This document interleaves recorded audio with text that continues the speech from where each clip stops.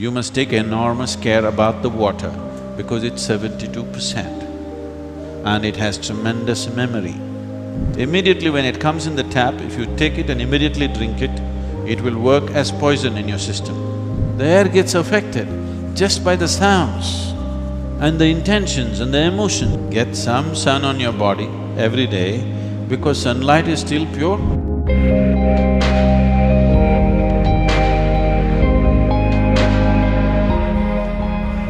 Sadhguru.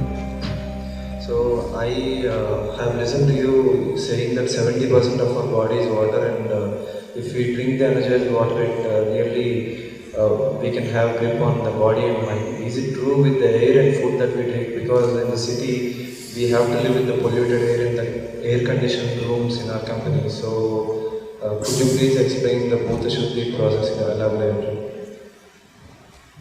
If you tell your company, I'm willing to work without the air conditioner, they would be too glad. It would save them a lot of money, isn't it? And it would be good for you in so many ways. But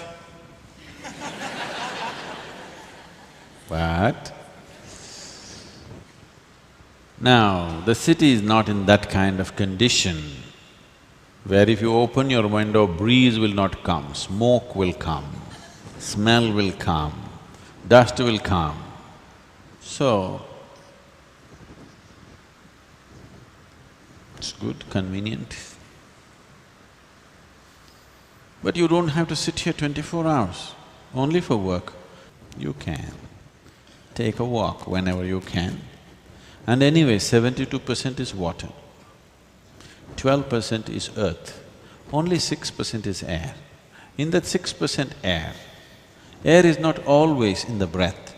Out of the 6% air that is here, it is only less than 1% which you're breathing. Rest is simply there.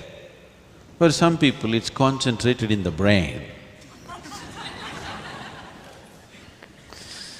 But otherwise, in every cell in the body, there is air. So when you say air, it's not just the breath. 6% air is in every cell in the body. Just remove it a little bit from the brain, it'll be good. It's good if it's in the lungs, in the heart and the muscles. They function better if there is oxygen, you know? Do you know this? If you're oxygen deprived, muscles become rigid, because this needs air, otherwise it'll not work. So, water is 72%. So maximum care should be taken about the water because it's 72%. If you are going to an examination, suppose it is like this, let's say you're going for physics examination. You have water, earth, this, that, but just the water subject is for 72 marks. Naturally you spend more time reading about water, isn't it? Studying water, yes or no?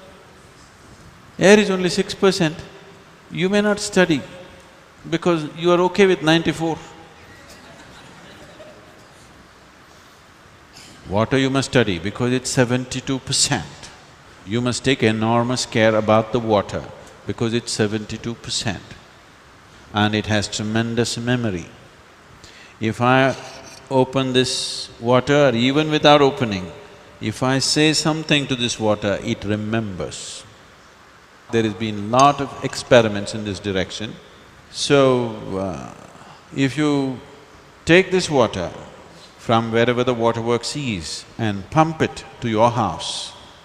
Let's say it went through 50 bends, pumped forcefully with a certain force, which naturally is done, and you're living on 12th floor of the apartment, so further forced up. Now they're saying, if it goes through 50 bends, about 60% of the water has turned poisonous. Immediately when it comes in the tap, if you take it and immediately drink it, it will work as poison in your system. If you take it and hold it for some time, it will undo itself again. Because the poisoning is not chemical, it is molecular. Molecular changes are happening, no chemical change is happening. This is why traditionally your grandmother always told you, always you must gather the water, keep it overnight in your house in a properly cleaned vessel with vibhuti and kumkum on it and one flower on it. Yes or no? In traditional homes, only tomorrow morning you drink it. Not as soon as it comes inside your house, you don't drink it because it carries all kinds of memories. In very traditional homes, people every day do puja to the water pot. Yes? And you never drink the water as soon as it comes. You keep it, give it enough time to undo itself from whatever nonsense it has gathered so that it is suitable for you when you drink it. Water you must take care, because it's 72%. It's first class, more than passing mark. Next thing is food, because that's the earth, 12%, still substantial, isn't it?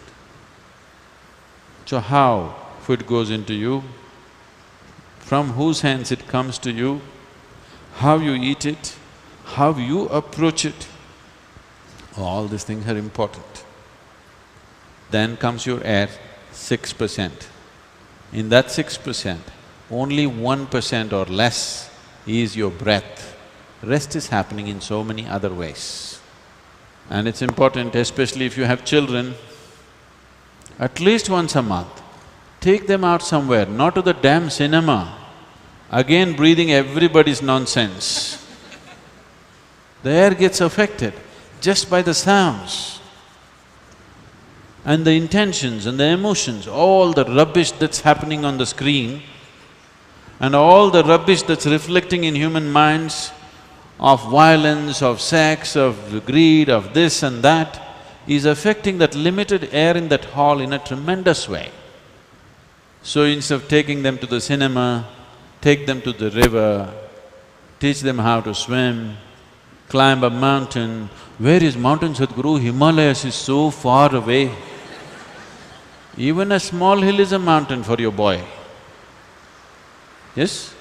Even a little rock, just go climb and sit on one of them. Children will enjoy it immensely, they will become fit, you will become fit. And above all, your body and mind will function differently. And above all, you are in touch with the Creator's creation, which is the most important thing. Not your own rubbish that you made. Yes, it's comfortable right now, but it's not everything. So instead of going to the restaurant, instead of going to the cinema, instead of going somewhere else like that, at least once a month, it doesn't cost anything.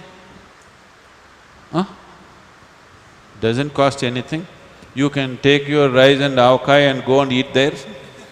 Anyway you have it. You don't have to spend money on this. Even better, if you don't want to spend money even on the bus or car, all of you cycle. Just 3 kilometers, 5 kilometers outside Hyderabad, sit on one rock, just spend time there, feel the sun. It's very important you get some sun, air, good water. Come back, you are doing Bhuta Shuddhi in a very natural way.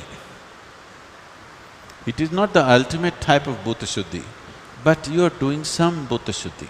This is what I was saying just now. If you take care of food, water, air is not always in your hands because you're living in a city. But water and food you can take care. And what kind of fire burns within you, that also you can take care. Sunlight has not become impure, isn't it? Get some sunlight every day, please. Get some sun on your body every day, because sunlight is still pure, isn't it? Nobody can fortunately contaminate it.